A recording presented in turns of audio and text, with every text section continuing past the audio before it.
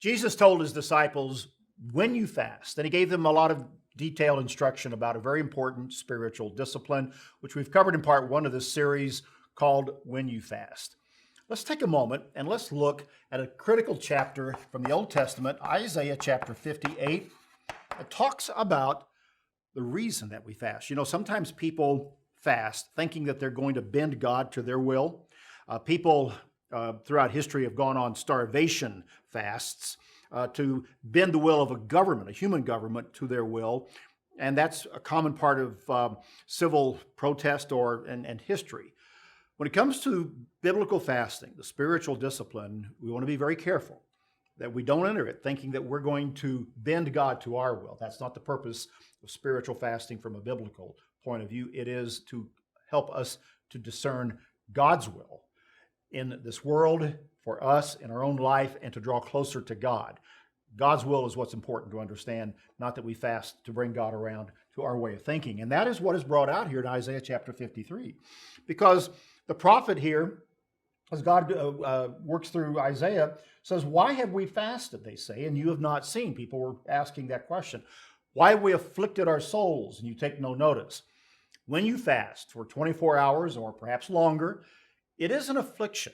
It is by denying food and water, we suffer a bit. We don't die. We're not going to wither away, but it is an affliction that reminds us that we're physical and we need the spiritual bread of life, the Word of God, spiritual relationship with God. But when we fast, we also want to see something from that.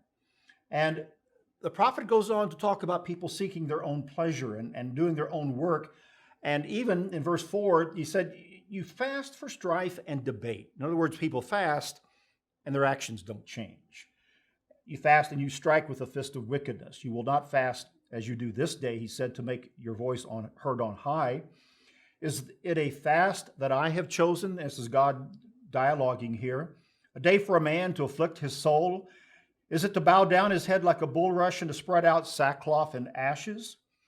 Would you call this a fast and an acceptable day to the Lord? Is this not the fast that I have chosen? To loose the bonds of wickedness. Here's how God defines a really true spiritual fast. To loose the bonds of wickedness or lawlessness. In other words, to bring us into a better walk with God. To undo heavy burdens. Life is quite burdensome. Fasting should help us draw close to God and to be more spiritually minded, less physically minded, and as a result, the yoke of sin, the yoke of burdens of life are easier to bear. It's sometimes even able to be removed. To let the oppressed go free, he says, and that you break every yoke. He goes on in verse 7, is it not to share your bread with the hungry, to have a care and compassion for other people?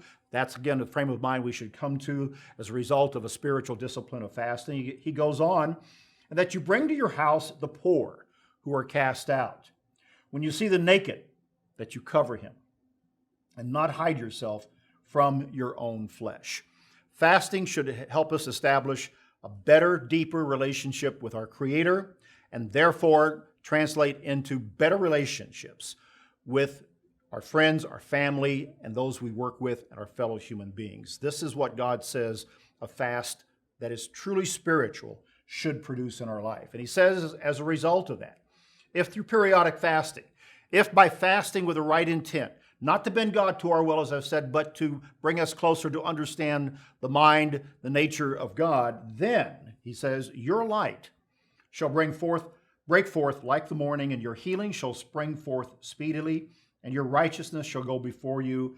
The glory of the Lord shall be your rear guard. In other words, God's grace, God's guidance, God's care will go before us, and it will follow on afterwards. It represents here a complete, total relationship of our life with God that brings blessings, not only to ourselves, but because of our improved relationships with others, because we've been humbled through a spiritual fast. And we take away, he says, the yoke from our midst, the pointing of the finger, and the speaking wickedness.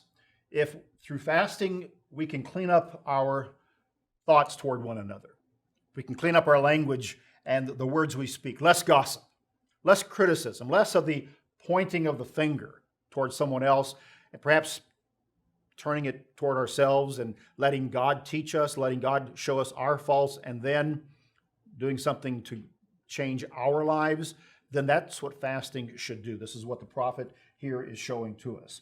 And then in verse 10, if you extend your soul to the hungry and satisfy the afflicted soul, your light shall dawn in the darkness, and your darkness shall be as the noonday. In other words, we're not going to be stumbling through life ignorant, deceived.